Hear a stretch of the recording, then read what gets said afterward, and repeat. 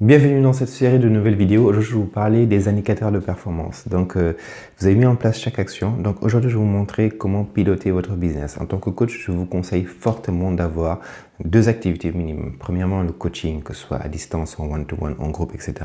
Donc, c'est au temps passé.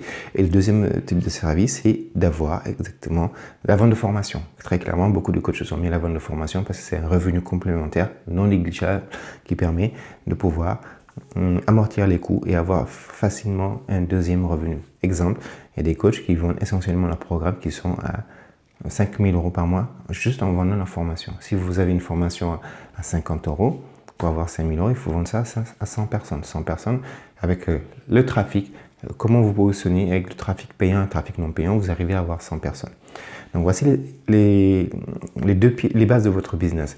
Maintenant, pour pouvoir suivre votre performance, très clairement, aujourd'hui, vous savez qu'il vous faut avoir de la visibilité. Pour avoir de la visibilité, vous avez deux options, soit le trafic payant, soit le trafic gratuit.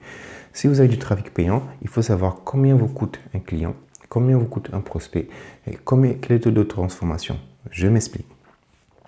Imaginons, vous vendez une séance de coaching à 80 € de l'heure. Donc, c'est facile de chercher, vous savez que vous devez, si vous voulez 5 000 €, non, on va prendre 100 € de l'heure. Ce sera plus simple pour les calculs. Si vous voulez avoir 5 000 €, il faut que vous puissiez vendre pour 50 heures de coaching. 50 heures de coaching à 100 €, ça fait 5 000 €. C'est aussi simple que ça. 50 heures de coaching dans le mois à 100 €. C'est ça qu'il faut faire. En tant que coach au temps passé, si le coaching c'est du temps passé, vous avez sûrement un plafond vert. Mais les indicateurs que vous allez mettre en place pour améliorer ça, c'est 1. Combien de prospects viennent me voir? Premier indicateur. Deuxième indicateur, sur ce nombre de prospects qui viennent me voir, combien j'arrive à convaincre de passer avec moi? Le taux de transformation.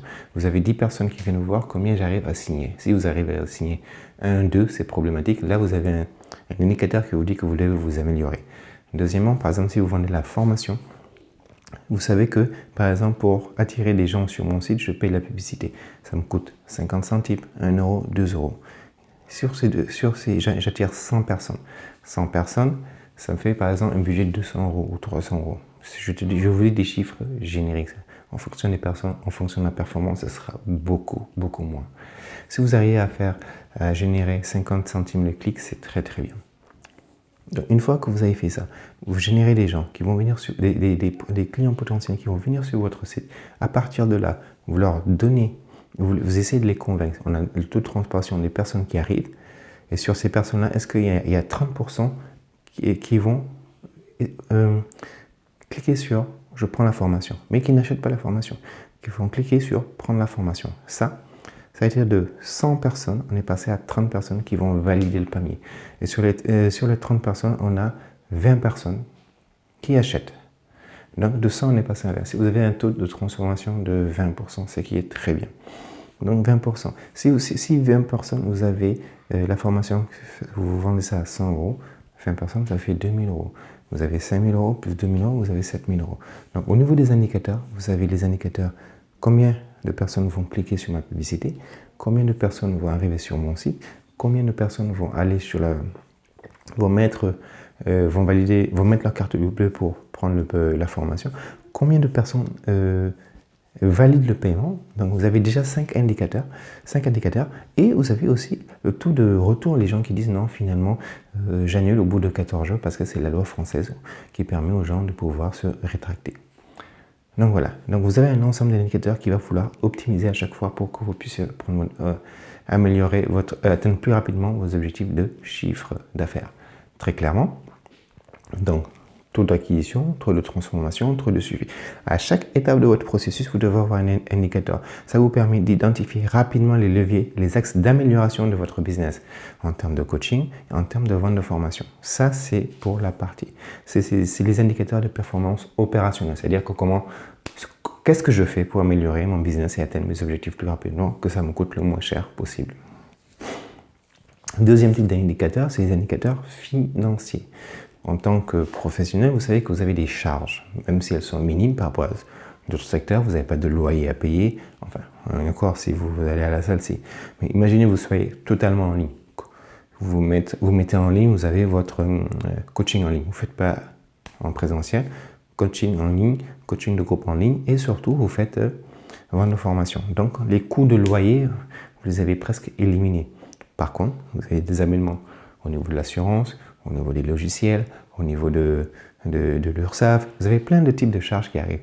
Et donc du coup, il va falloir avoir un besoin de trésorerie. En tant que coach, vous devez avoir de la trésorerie. On a vu avec le Covid, quand tout s'est arrêté, les coachs qui n'avaient pas de sous de côté, c'était compliqué pour eux. Donc, généralement, il faut avoir au moins 4 mois de trésorerie de côté pour être tranquille. Deuxième indicateur, vous devez savoir combien de sous rentrent et combien de sous de fort. Là, c'est de la trésorerie. J'ai mon chiffre d'affaires. Imaginons j'ai un client. Un client qui me paye chaque mois 400 €. Je lui donne 4 séances de coaching à 100 €. 400 €, mais par exemple, je dois payer la publicité, je dois payer mes logiciels, je dois payer un tas de choses. Si je dois sortir 2000 €, mais qu'il n'y a que 1800 ou 1500 € qui rentrent, même si à terme, la publicité est rentable, ça va me permettre à terme d'être rentable, d'avoir un chiffre d'affaires supérieur à mes dépenses, il faut sortir, il faut faire un effort de trésorerie. C'est pour ça qu'il faut avoir de la trésorerie de côté, mais aussi il faut éviter le décalage de paiement qui peut être fatal dans certains cas. Donc voilà ce genre d'indicateur qu'il faut mettre en place pour mieux gérer votre activité. Donc, demain, on parlera de la vision de votre entreprise. Ce sera beaucoup plus sympa. C'est une étape indispensable d'avoir des indicateurs. Ça vous permet de piloter votre business de façon optimale. Et ceux qui ne pilotent pas sont aveugles. Vous ne pouvez pas piloter si vous n'avez pas d'instrument de mesure. C'est comme si vous alliez faire la course, monter l'Everest et vous n'aviez pas de carte, de plan, de guide, etc. Donc, ayez des indicateurs, mesurez la performance du business, regardez où est-ce que ça marche, où est-ce que ça ne marche pas, identifiez les points bloquants, mettez en place des actions pour améliorer. Voici, bon, c'est fini aujourd'hui. Je vous donne rendez-vous demain pour pouvoir vous montrer quel est le fait d'avoir une vision pour permettre de booster votre chiffre d'affaires et d'atteindre facilement et dépasser les 10 000 € par mois de chiffre d'affaires. Allez, on se voit demain. Prenez soin de vous.